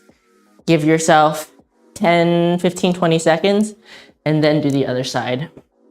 But it makes it a little more difficult because you're doing the reps consecutively. What else would I say about that? If you want to make it a tiny bit harder, you can elevate your front foot. So if you have a stack of books or something, put it on the ground and you start on top and you step down. When you bring your foot up, just tap it and then go back down. This is if you're doing one side altogether. Just tap it and then go back down. Tap it, go back down. You might feel a little bit more stretch in your hamstring because your foot is up higher. Joey just finished a 10-hour shift. Yeah, there you go. Yeah, so the reason I prefer this over forward lunges, a forward lunge is when you step forward, is I feel like it's a little easier on the joints, and it's a little more controlled. I'll also tell you, like when you step back, you don't have to bring your leg all the way up and then step back, right? Just almost drag your foot on the floor so that you're not creating a lot of impact. But that being said, my next exercise is walking lunges. Could this help build strength for pistol squats? If you are specifically trying to do pistol squats, I really think that you need to practice pistol squats. That being said, I don't love pistol squats as an exercise for building muscle or building strength. In my opinion, it's a little more of like a party trick than anything else. But if you're having trouble with pistol squats, I would tell you to like get a rubber band like this. Maybe you can see it. Get a rubber band and like loop it over something high in the air and then hold on to it as you're doing your pistol squat and let it help you back up. But yeah, in my opinion, it's just like the form is so specific and requires so much balance that it's hard to build muscle that way. And it's more of like a calisthenics thing for, yeah, I don't want to say it's like a bad exercise, but if your goal is specifically for building muscle and building strength in your legs, I don't think pistol squats are the best exercise. Okay.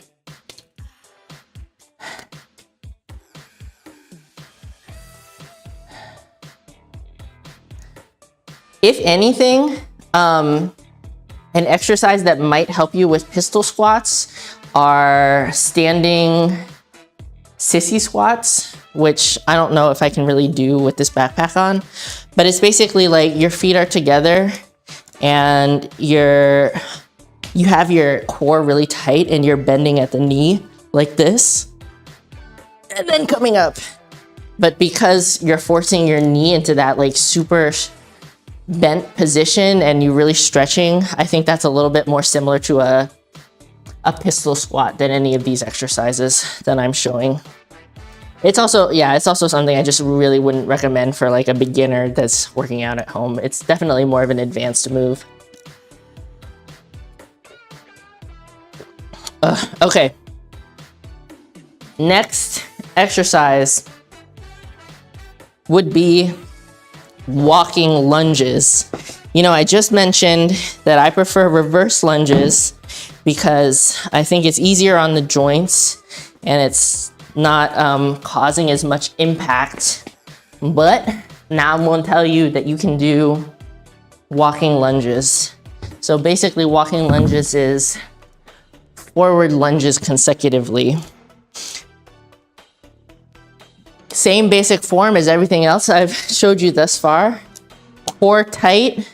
When you step forward, you want to try to find a position where you land with your knees at 90-degree angles, and you're going to keep it really controlled and just touch your knee on the floor before popping back up. Try to keep your torso upright, keep your core engaged, chest up, stand tall. If you don't have a backpack, you might hold stuff in your hands, cans, bottles, cleaning supplies, cat litter, whatever.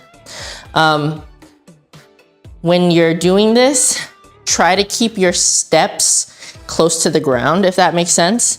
You want to just like come up like this and then come forward.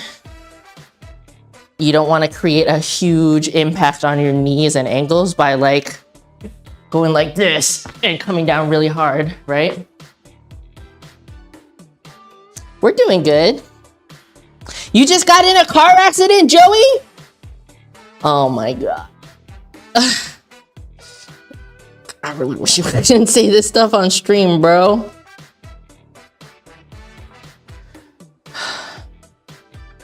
Sheesh, indeed.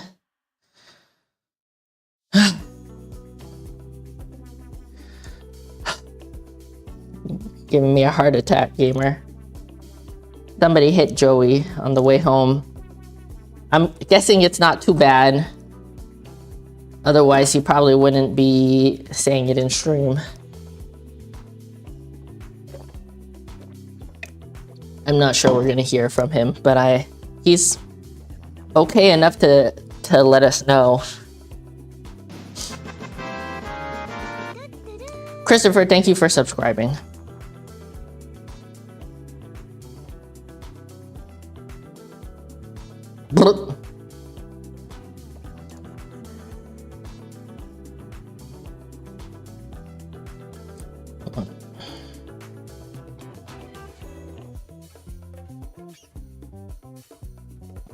Now I have anxiety.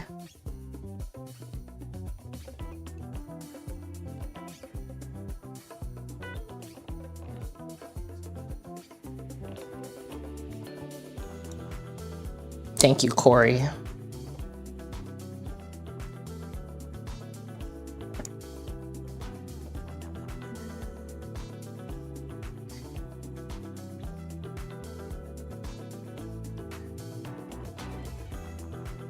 I'm sure that he's like in the process of talking to the person.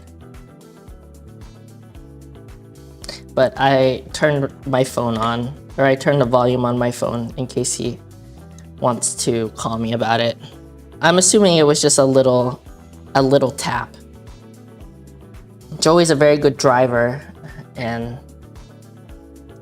they probably just bumped him.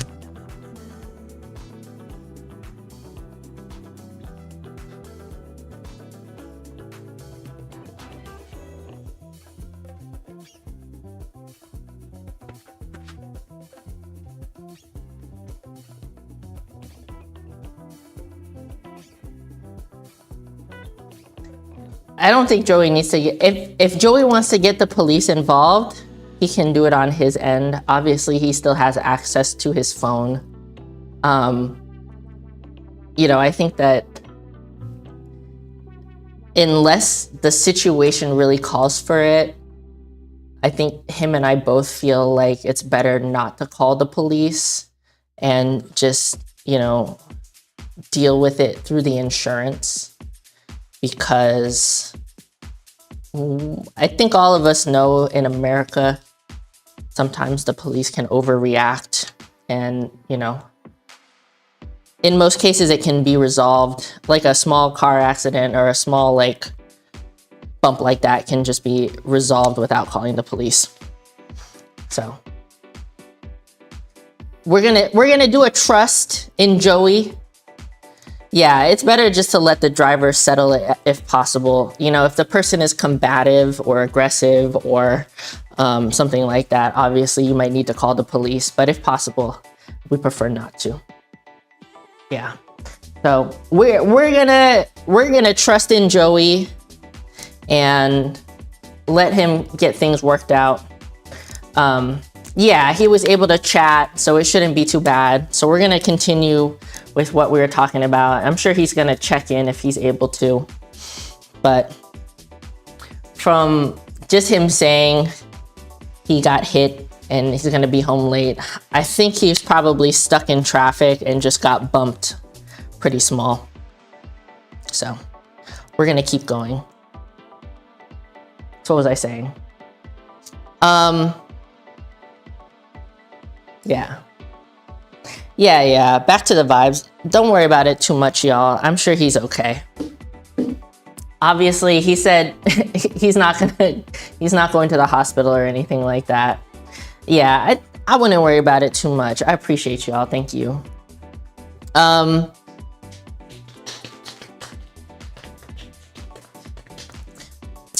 Talking about walking lunges. So just be super, super, super careful when you're doing these. You're gonna need a lot of space. I would kind of only recommend this if you have the space to do it. If you have like a long hallway or a yard or driveway or something like that. If you can only do like 2 or 3 steps at a time before you turn around, I don't really think it's worth it to do these. You're better off doing the stationary reverse lunges or doing the Bulgarian split squats that I'm going to show next.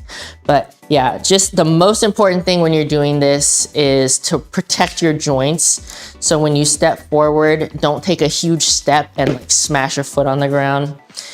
Core tight, upright. You can put your hands in front of you or holding your straps or at your sides and just come forward, down gently. When your knee touches the floor, pop back up, step forward again.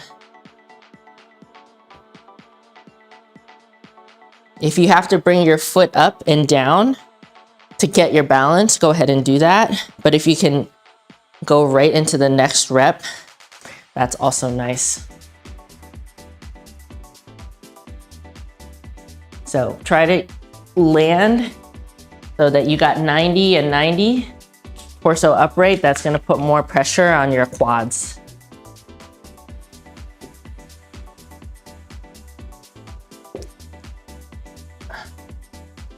And that is the walking lunges. It is a really good exercise, but yeah, if you don't have a lot of space, it's not my favorite. This is also something that's probably gonna tax your cardiovascular system a little bit more than some of the other exercises. And then the last quad specific single leg exercise is gonna be a split squat, a Bulgarian split squat where your back foot is elevated.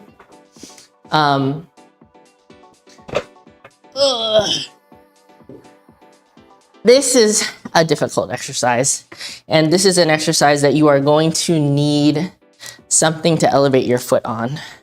I recommend finding something relatively low, only about knee level.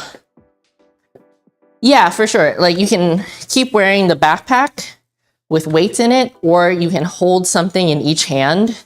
I think for that one, I wouldn't recommend holding only one thing. So you might want to get like jugs of water or cleaning supplies or bags of cans, something like that. Whatever you have around the house.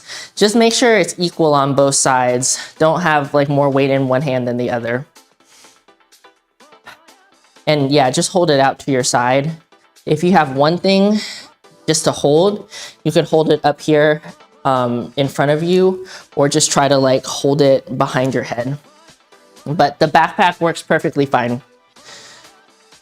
So Bulgarian split squats, it's like the stationary split squat, but you're elevating your back foot, and that makes it a little harder to balance, and it puts more pressure on your front leg. So, like I said, get something stable. For this, you could use like a couch or a bed or a chair. You just want to look for something that's like knee level or lower.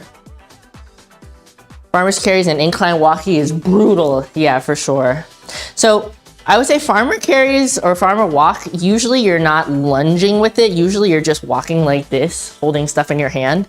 And that's more of like a cardio and trapezius exercise for this muscle up here, because you're holding it. The lunging specifically is what makes walking lunges good for your leg. Yeah, so for Bulgarian split squats, I went over it in last week's stream.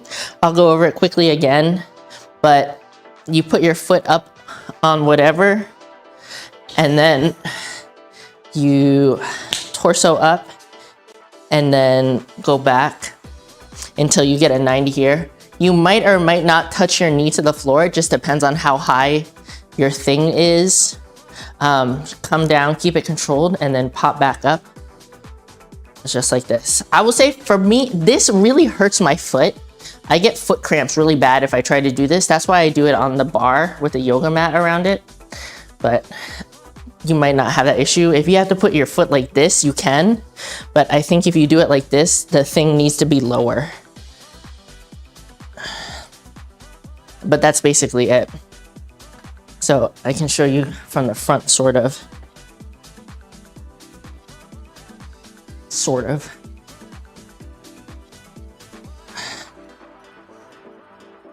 Keep your hands out of the way or hold your weight down here and just up and down. This one is really, really difficult. It's really, really just using the one front leg. So I think out of all the exercises I've showed you so far, this is the hardest. And, you know, if you have to work up to that, that's more than okay. Don't feel like you have to be able to do this right away on your first workout, because this is a difficult exercise. Is that a legit question, Diamond, or are you making a joke?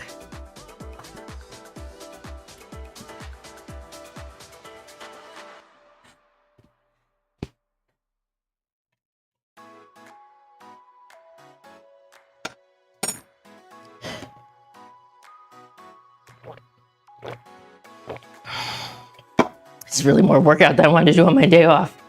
So farmer carry is basically you're holding weights in each hand, usually very heavy weight.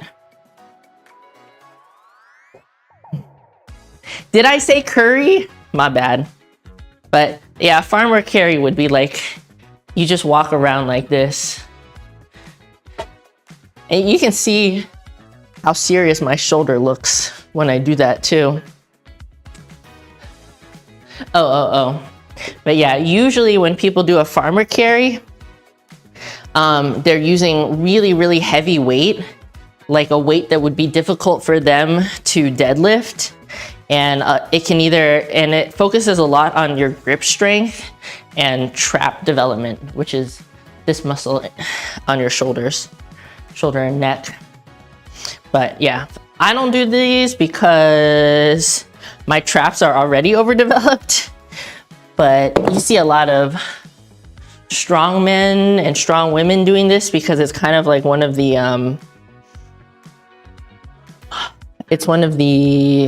events for strongman type competitions. So yeah, those were my exercises for quad specific. Most important thing to keep in mind when you're doing exercise that bias your quad is try to keep your torso as upright as possible. And when you're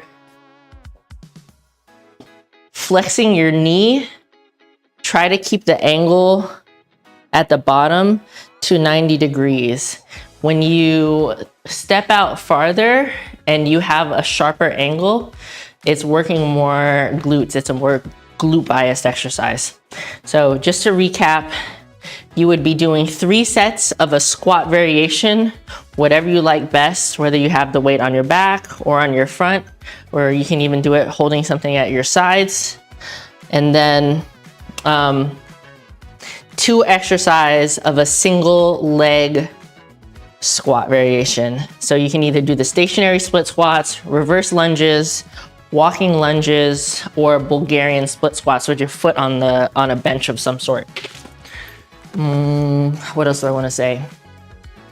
All the sets, 8 to 15 reps. If you cannot get 8 reps, you need to make the exercise easier or use less weight. If you're doing more than 15 reps, you need to figure out a way to make the exercise harder. This is a workout that's focused on building muscle. And if your cardiovascular system is taxed more than your muscle, you're not doing it right? It should be taxing your muscles more so than your cardiovascular system. But you do have to practice good breathing habits and keeping your core tight. So there is going to be an element of like tensing and holding your breath. Okay. I'm going to go into the hamstring exercises next. And the first one I have for you are sumo squats. So the sumo squat is similar to the first exercise I showed you, just a regular squat, but you're going to have a wider stance. You're gonna have a wider stance. I would say definitely outside of your shoulders. And then when you squat down, this is where you do want to lean more forward because you want more hip hinge. When you hinge at the hips and you stretch your glutes and your hamstrings, you're really working it more. So I would love if everyone doing this exercise could get down to where their thigh is parallel, but the angle of their upper body is like, I don't know, this is 0 and this is 90 at like a 45. Mr. Macheep. So when you're doing this with a weight, you can have it on your back, but actually you see most people doing it with the weight out in front of them. So you get your wide stance and then hinge at the hip. So hips go back, bend at the knee and come down.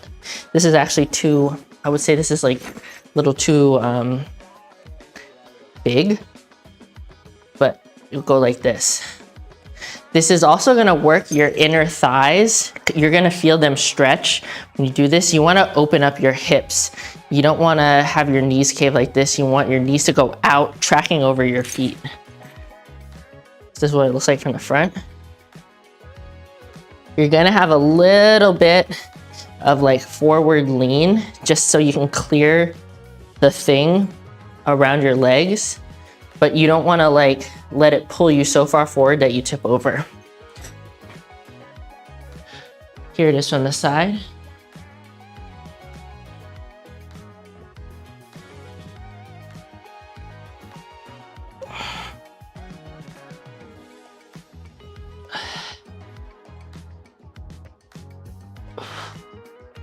It's actually really getting my glutes. It's a great glute exercise for sure, but it is gonna hit your hamstrings a little bit. Yeah, that would be, I would say, in my opinion, that's one of the easier exercises. The next one is gonna be a Romanian deadlift or a stiff leg deadlift. You're gonna take the same thing, holding it out in front of you, but your feet are gonna be close together. And you're gonna keep your knees in the same position the whole time. You can have a soft knee with a small bend, or you can have them kind of more locked out. And when you start initiating the movement, it's a hip hinge. So you're gonna bend at the hip and push them backwards. It's like you got a butt plug and somebody's trying to pull it out, but you're going with it. So you're holding the thing in front of you and you hinge at the hip, keeping your core tight, your back neutral. And then when you feel the stretch in your hamstrings and glutes, that's when you come back up. And you can give a little squeeze at the top. But when you squeeze it, don't hyperextend your lower back. Just give a little squeeze, keeping your back neutral. When I say back neutral, it means keeping your spine in its natural, most comfortable position, right? You don't have to force it to look straight, because most of us don't have completely straight backs, especially if you're on the curvier side. But you also don't want to stick your butt way out. So just keep it wherever you stand normally, tense your core, and don't let your lower back flex. So again, pushing the hips back till you feel the stretch, popping back up. Like that. So here it is from the front.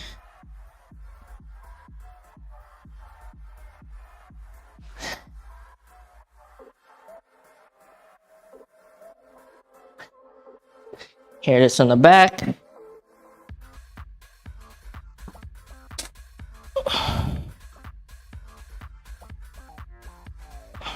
Everybody's flexibility is going to be a little bit different. So some people might have to bend over more than others. Some people, you might feel it with just a small bend, right? Just depends on your flexibility. What else do I want to say about this?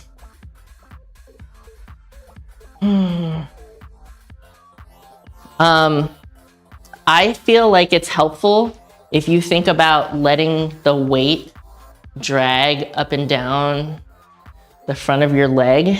It'll help keep you from leaning too far forward. If you let the weight pull you way forward and you come like this, you're gonna feel a lot of strain on your lower back. And it's not a bad idea to think about strengthening your lower back, but that's not what this exercise is for. That's a different exercise. So don't let it pull you forward like this. Sit your hips back and balance yourself. Okay? So that's the RDL.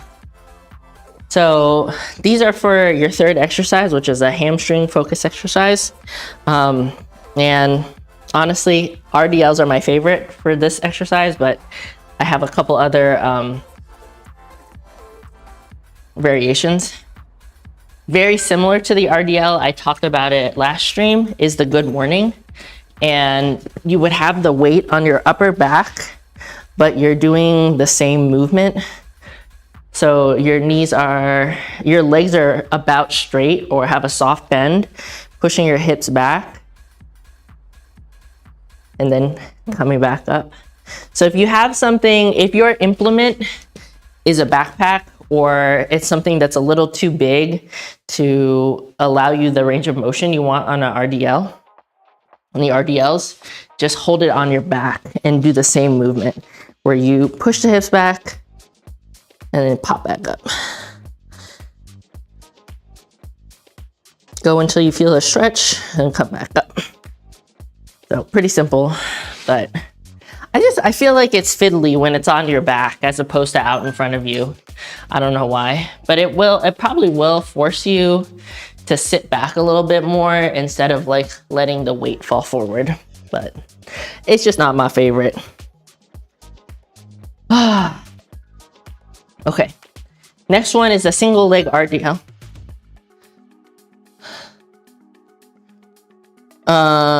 Which is the same as the double leg, but you're just using one hand at a time. So that adds an extra level of difficulty. It's gonna require more balance and it puts more pressure on one side. It also means it's gonna make your workout a little longer because you gotta switch from side to side. So for this one, it's very difficult to switch quickly. So I would recommend doing all on one side, taking a 10 to 20 second break and then doing the other side. And if you can go back and forth like that, that's pretty good. So you would hold the thing, basically you start out with your feet together and you step one foot back slightly. It doesn't have to be way back, just a little bit behind the other, and try to just put as little weight on it as possible. It's basically just to help you stabilize, but you don't want to be pushing on it. You don't want to put the majority of your weight on it. You just want to let it kind of rest there. Hold the weight on the same side as the forward leg. And then I usually put my other hand on my lower back just to keep it stable. And then you push your hips back and you come down until you feel the stretch and you come back up. I think I need to it's hard for me to hold this in a way that I can get the full stretch for myself because I am a little bit more flexible.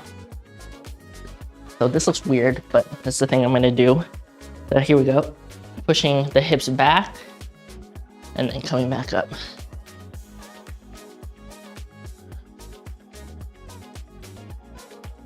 Right, and you do that on each side.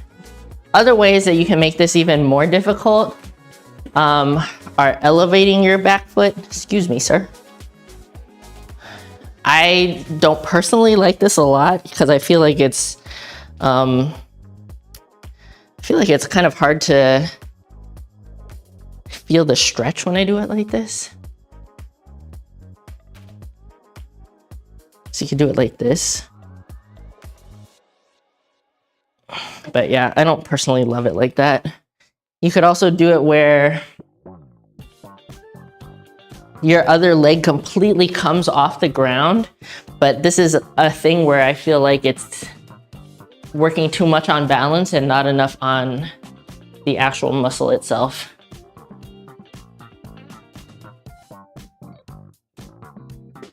This one also forces you to lean way forward instead of pushing your hips back.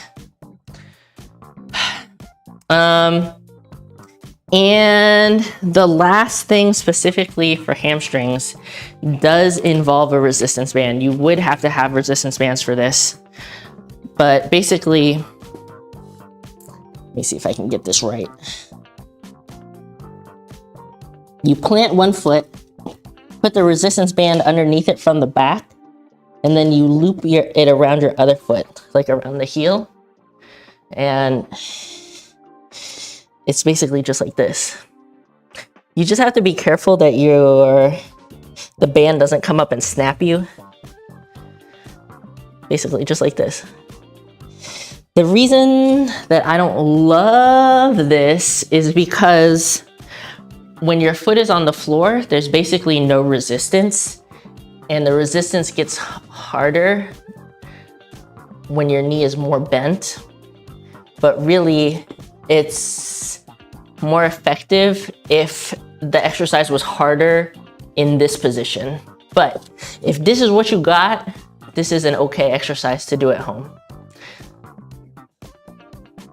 Just like I said, be really careful that the rubber band doesn't snap you. And you would have to do it on both sides as well. So you loop the band around your foot from behind. I don't know if you saw that. And then put your other foot in it. try to keep your knees pinched together when you do this, and then go like this.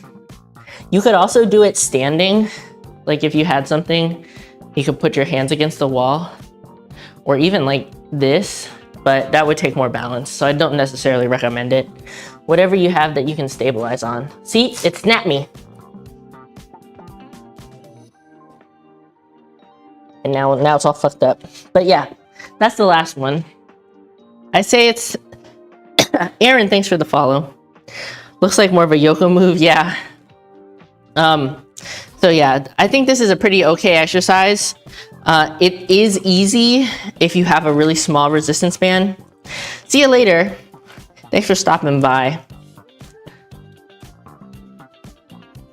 But it's pretty okay. It's hard to do a curling exercise with good resistance at home. There are some other ways you can do it, but it kind of involves some fiddliness that I don't really like.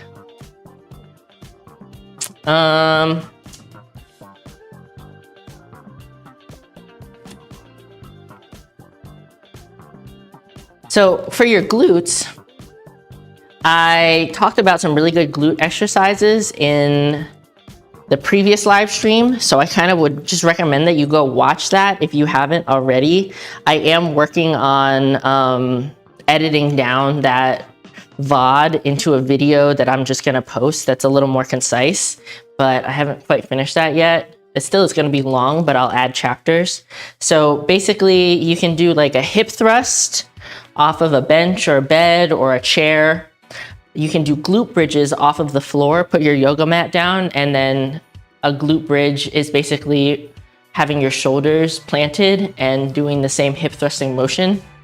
A frog pump is the glute bridge, but when you do them, you are putting your feet together like this, and you're pushing off with the sides of your feet instead of planting your feet like this. So that makes it a little more difficult, and it also works more of your like inner thighs if that's something you want to focus on. But I will say, growing the size of your inner thigh makes your overall leg look bigger. So if that's not one of your goals, to make your legs look a lot more muscular, I kind of would skippers on that. But two glute exercises that I did not mention previously, I'll go over now, are side steps and reverse frog hyperextensions. So if you have your resistance band, side steps are super easy. If you don't have a resistance band, you're really not engaging your glutes as much. I don't necessarily recommend it, but put the band around above your knees, around your legs, and you're going to squat down. You don't need to go all the way down, but you need to have a bend in your hip, and then you're gonna step side to side. And I would recommend going all the way back and forth unless you don't have space. If you don't have a lot of space, you can go like this.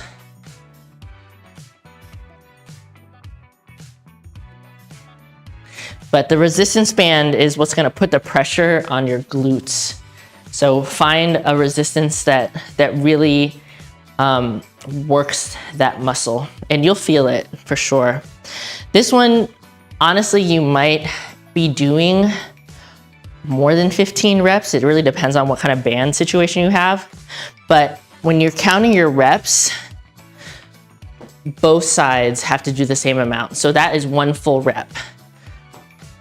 Two reps, three reps. When you do it, just tap your feet together and then step back out. Force your knees out. Don't let them cave, and make sure you keep your butt back. Don't stand up and do it. It's not as effective. Feel way less. So that's a good one. That's honestly a very easy one. That would be my very beginner glute specific exercise, and you're only doing 2 sets of this. The reverse frog hyperextension, is, I would say, the most difficult one. It's very wacky, and this is something that you're gonna need a bench or like a couch or a bed for. Basically what you're gonna do is lay down so that the crease of your hip is right at the edge of the thing, and you probably will have to hold yourself down. And then you put your feet together so the soles are flat together, and then you kick behind you upward. It's actually really hard. And you want to squeeze your feet together and kick up. If unweighted is not hard enough, put something between your feet and hold it there and squeeze it. Or yeah, you just have to hold it between your feet. You can also hang something off of your feet, but that's going to be a little bit difficult. But this is a very hard exercise. You love that exercise. It's really good if you go to a gym or if you have a Smith machine available. Because if you have the Smith machine, and I've seen Fit Foodie Cutie do this, and I've also seen Metal Megs do this, what you can do is put your feet on the bar and you kick up and back like that. And using the Smith machine is just a little more safe than trying to do it with some other kind of weight. But it's basically just like a kickback. Yeah, it honestly is very difficult. So I don't super recommend it. But if you're having a hard time getting enough resistance out of these exercises, you can try to figure out how to do this. Another really basic one would be kickbacks with a band, where you just have it around your feet and you do one at a time. The only thing, it's just like, I'm worried about getting snapped. I think it's better if you're standing up and you just squeeze it really hard. Squeeze your glute really hard. Ooh. Yo, what's up, Caitlin? Thank you. I hacked all my hair off myself, and I kind of like it. Well, I do like it. It feels really nice, honestly. I know the thing. So we bought these really expensive cat feeders or pet feeders that Mopar recommended. And they work really, really, really well. They work so good. That's why he's wearing a collar now. I don't know if you can see, because they're microchip feeders, but they don't have the microchips in their ears. So basically the feeder only opens for the cat that has that microchip. But this guy eats all of his food, his entire full day's worth of food in like one go. So he's hungry the rest of the day, and he's always like trying to get snacks and stuff, but he already had all his food. So feels bad for him, but other than that, they're working out really well.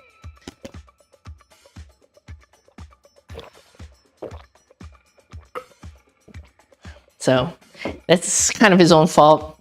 The thing is, like, we can't teach him not to do that.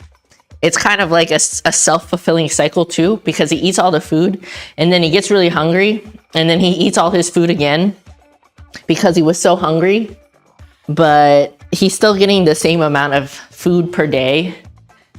So it's fine. He can just deal with it. Honestly, he comes down here because he knows I have treats down here, but every time I give him a treat, he like fucking throws it up.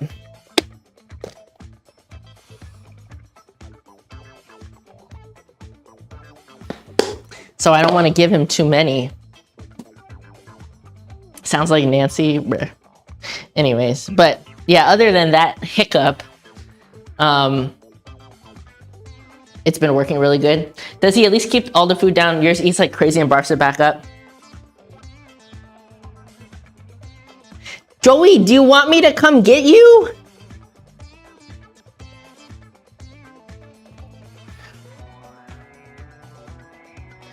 Joey, do you want me to come get you? Hello?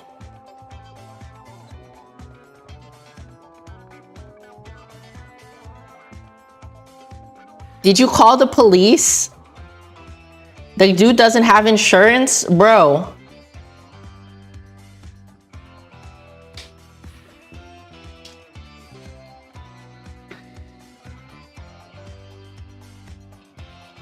Do you want me to come get you?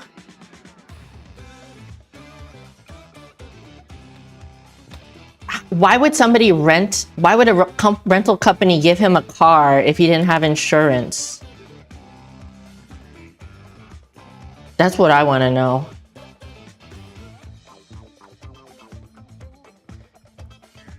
But are they towing it here or are they taking it to a shop? If they're taking it to a shop, how are you gonna get, like...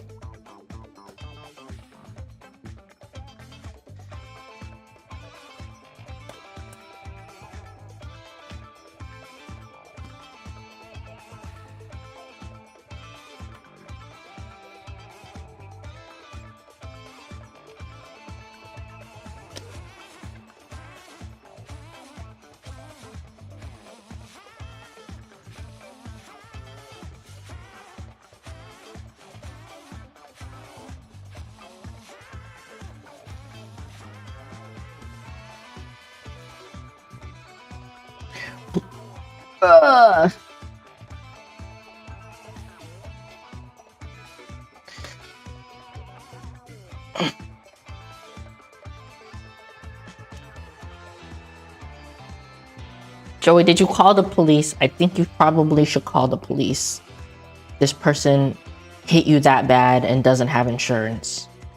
We said it earlier, we don't really like to involve the police, but this seems like a situation where the police need to get involved. I'm not saying to sue his ass, but like, it's really sus that he doesn't have insurance.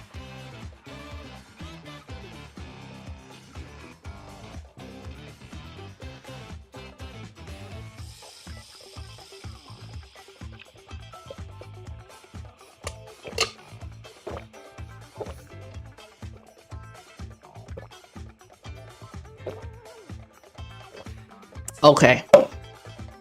Well,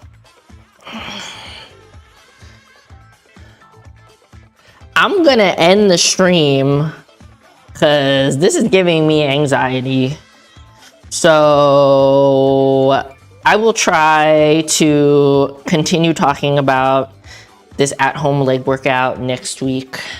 I also just want to remind people that next week is probably going to be the last stream before we go on vacation. Joey, please just message me in Discord about what's going on or call me. Cause I don't really like having this conversation in a live chat.